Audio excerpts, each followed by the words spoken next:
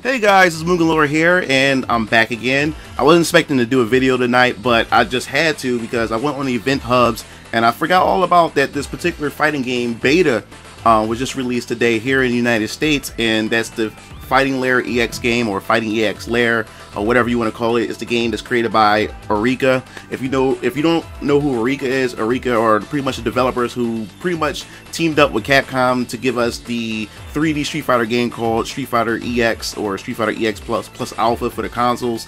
Yes, it's been a while since we've seen a fighting game from this company, and it started off as an April Fool's joke. To see how the fans are going to gauge seeing this game. And when it came out on April Fool's, I believe it was April Fool's of last year, I believe. Don't quote me on it, but the internet went crazy. It went ablaze, and ever since that happened, Eureka is like, you know what? Let's give the fans what they want. Let's create this game for the fans. So this game is going to be coming out for the PS4. I'm not sure if it's coming out for PC and the Xbox One, but I know for a fact it's the PS4. Well, the beta just dropped, and the beta just dropped today here in the United States. I think tomorrow is going to be released in Europe as well, and the beta is going to be around for 2 weeks. So you have 2 weeks to be able to enjoy and play the game. So I downloaded it, I popped it in, and I wanted to give it a try. So this video is pretty much my impressions of what I feel and what I think about the game. So for starters, I must say that I love the interface of the game. I love the menu system of the game. It looks nice.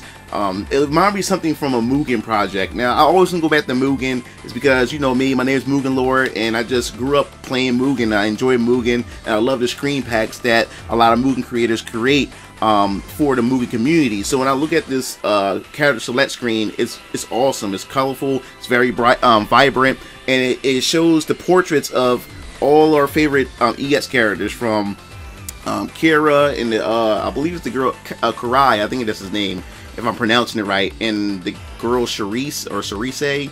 I can't pronounce the character's name, excuse me, I may botch it up and everything like that, but the menu system looks awesome. I love it. If you go to the character select screen, you can also see the character select screen as well. It looks like something from Mugen. I would love to see somebody take this character select screen and import it and make a screen pack for Mugen. I think that'd be awesome. I'll definitely download that screen pack. So if any of you guys out there that create screen pack, Nas, whoever creates screen packs, you have to make this a possibility. You have to make this happen. So now I want to go over these characters individually. It won't be long because I just went into the lab, went into training mode, because you don't really have much options. All you have is rank match available to you, and then you have training mode and options, and you can check out the Gogis. I believe that's what it's called, but we'll get to the Gogis in a minute. So what I noticed when I got into the game, I went to the training mode, and I tried out a few of the characters. I tried Karai. Karai is pretty okay, but I definitely tried out Charisse. Now, you guys know that I love to pick a lot of the female fighters in fighting games. I just love picking female fighters. I just love their speed and everything like that. So I tried her out. Now, it's been a while since I played a game by Eureka, especially during EX fighting games. The thing is, everything is pretty much intact. Everything is pretty much there. Now, the thing is, fans who love the EX series may enjoy this and may feel right at home with this. But what I noticed when I played it, and this is during the era when EX came out, this is during an era where I wasn't really that much into fighting games. I was just a noob, a scrub, and I'm still a scrub today, but I play them a lot more. I'm more dedicated to them than I was a long time ago. And I wasn't really that good at them, and I really didn't understand them back then. Now I'm diving into it now. I still notice how can I say it? The gameplay feels like it feels dated in the way. If it doesn't feel because Street Fighter EX, I didn't like the controls back in the day with that. It felt kind of clunky, kind of stiff, and I got that kind of feeling from this version as well. It seemed like they just they didn't really do much to enhance or to make it fit into today's gaming, gaming generation, fighting game generation. So it felt kind of dated in a way, and that's what also brings me to my visuals.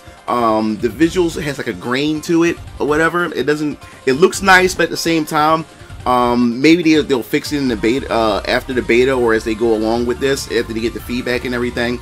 But back to the characters. Now that I get into it, there's a 6-button layout. You got your light, medium, heavy, punch and kicks.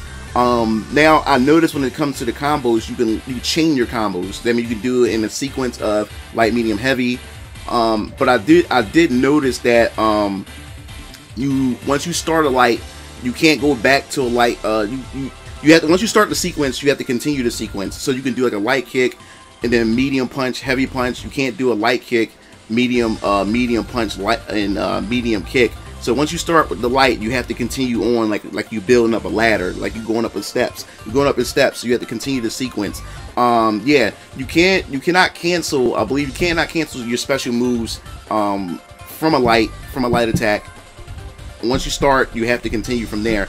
But as I said before, what I do like about it is each super or each special super move costs one bar or 1 meter at the top, which you see the 3 meters at the top, the 3 blue meters. So each super costs 1.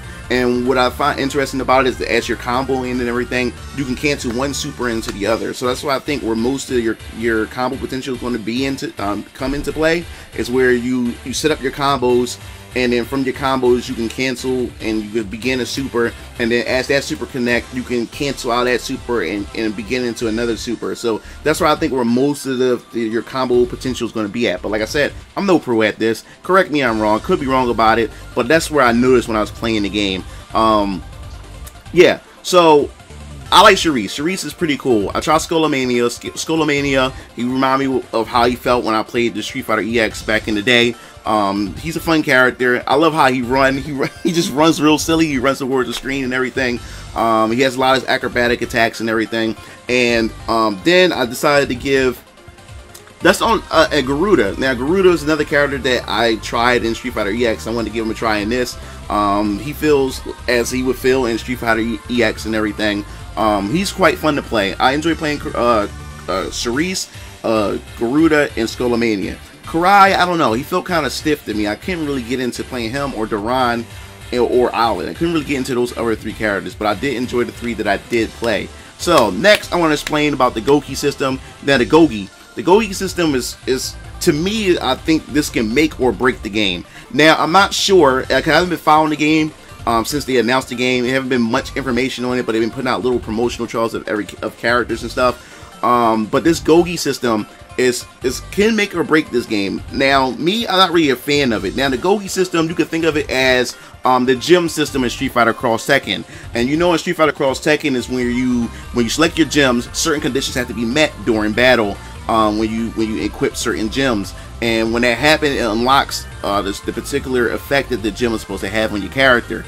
Now, this is where the issue comes in with me, because I found it quite frustrating once I got into the rank match. I was using Sharice and I was fighting against Duran, the Zangief knockoff looking character.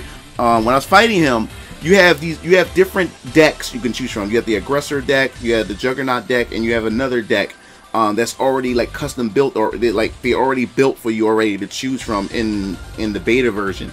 And the one I believe that he picked was the Juggernaut deck. Now the thing that really frustrated me is, as I'm comboing this player online, comboing Duran, I would get him all the way down to near death, and then that's when his super armor would activate. Now I think the worst thing you can give a grappler character and a powerful buff character is super armor, because after you put the super armor on, he's pretty much bullying me after that. He was just trucking through, eating all my hits, and he just grabbed me for free, and I had a hard time trying to keep him off me once the super armor had activated. Then you have other type of Gogis that increase your character's attacks. It affects the character's meter and all kinds of stuff like that. And I haven't really looked that deep into it because I don't really have interest in the Gogi, and I really think they should take that out of the game, because I think it would just take us back to Street Fighter Cross Tekken. A lot of people didn't really want to mess with the gems, and I think this can be quite controversial if this is the default gameplay mechanic. If this is optional, then I don't mind. This could be something fun for people to play. But I think on a competitive level, I think this can get really broken. I think this can get really silly during gameplay. Especially, like I said before, Duran was just a pain to face online. This dude, like every Duran that I played online, he was just trucking through all of my attacks. There's just nothing I can do once he activates it. You have to hit them multiple times for them to even be pushed away from you and everything when they have the invincibility on. As far as music concerned, the music is very old school, back in the 90s with the Street Fighter EX, and I love the Street Fighter EX soundtrack. It's pretty awesome. I dig it a lot, and soon I turned it on, when I heard the music on the title screen, just that nostalgic feeling just came in, and it just took me back to when I was younger, playing during the PlayStation 1 era, playing Street Fighter EX and playing the Versus games, and just everything in my childhood just flashed before me when I heard that music. So it's nice. I'm not sure if the music's going to be permanent. This could be placeholders. Not sure. As far as the sound quality when it comes to the audio with the voices, like the announcer, it sound kind of dated. It sound like the old 90s fighters back then as well. But overall, so far when I think about the game, it's okay. It's okay. Like I said, this is a beta, so they're looking for some feedback from this game and from the players to see what they can do to enhance the experience and everything. But from what I played so far, it's pretty good. Now the thing is, as far as connectivity, I didn't have no issue as far as lag is concerned. Another thing, this game is not 60 frames, 60 frames at all.